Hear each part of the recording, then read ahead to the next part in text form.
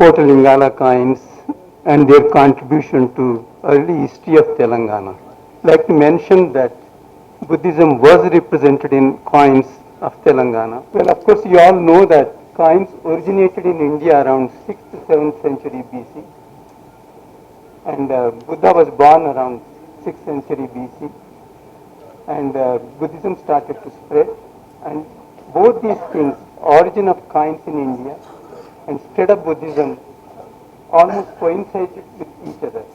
And it was no surprise that Lord Buddha and the symbols that represented Buddhist faith were Bodhi tree, tree in railing, Nandipada, chakra, and eight-spoked wheel. Well, you could see that on the left-hand side is the Asmaka Janapada coin, and you could see that elephant was there, and then tree is there. But this is on the right-hand side is the Mauryan coin of Ashoka, and then you could see that three-arched hill with a crescent is there, and then you could see that tree in railing is there, and that represents Buddhism. Next slide. And you could see that in Satavahana coins too, you see that tree in railing, and this is Satakarni coin.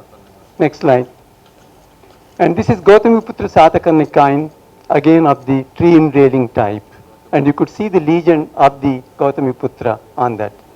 And even other coins too, you see that Nandipada symbol that's supposed to represent Buddhism, and this is a Samagopa coin. Samagopa was a pre-Satavahana king from Kotalingala, and then that symbol is well represented in the coin. Next slide.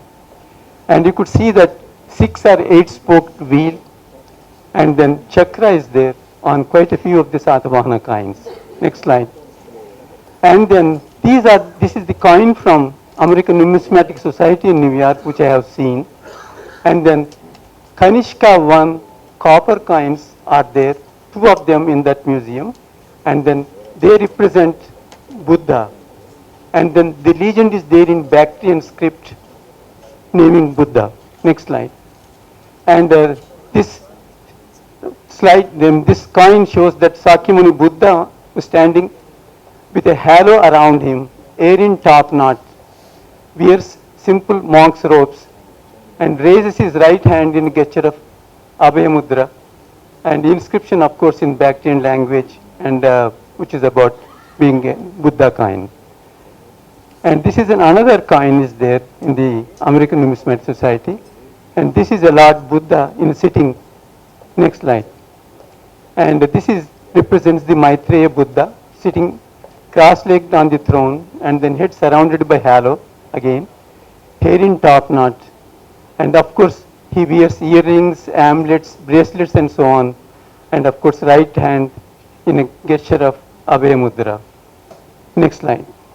So even the gold coins are there in British Museum, and they show historical Buddha in a simple dress as a Shakyamuni Buddha. Next slide.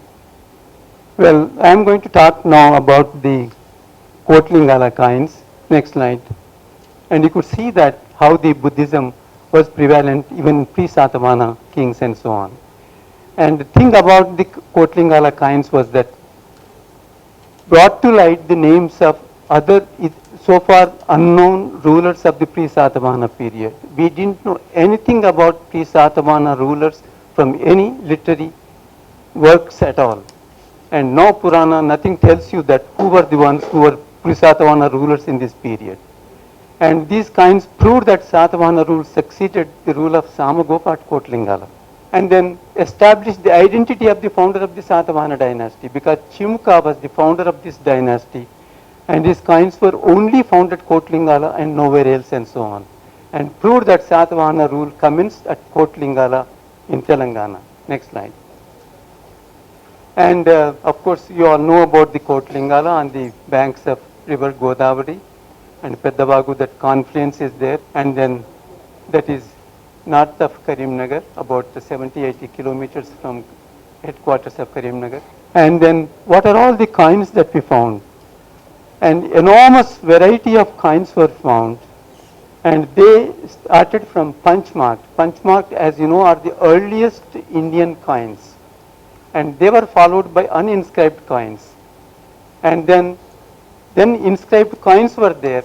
They belonged to pre-Satavahana kings and inscribed Satavahana kings of the early rulers and late rulers of the Satavahana dynasty. And there were also coins of the Mahatalavara, Mahasenapati, Maharati and Sevaka. They were the officials, but Satavahanas allowed even officials to issue coins. And there were seals too. And then among the pre-Satavahana rulers, we have coins of Gobada, Narana, Kambayasa, Sirivayasa, and these two kings' rulers' coins, we will see that they must be Buddhist because they have got a predominantly Nandipada symbol on their coins. Of course, Samagopa, all the coins of Samagopa on the river side, they have got Nandipada symbol. And then about the Satavahana kings, the coins we have of the Chimuka, exclusively they were found only at Kotalingala, proving that that was the beginning of the rule of the Satavahana from Kotalingala. Of course, Satakarni was the next great king, and the coins of the later Satavahana kings were there. Gautami Putra Satakarni, Vasishta Putra Satakarni, Vasishta Putra Pulumavi, and also we have coins of Skanda Satakarni, who was a later ruler. And then you go on to the next slide. And then these are the punchmark coins. They are pre-Mauryan coins. And pre-Mauryan coins, we know that Nandas ruled Telangana because Nandas in Puranas, they tell you that they conquered Asmaka territory, and then so they must belong to the Nanda dynasty.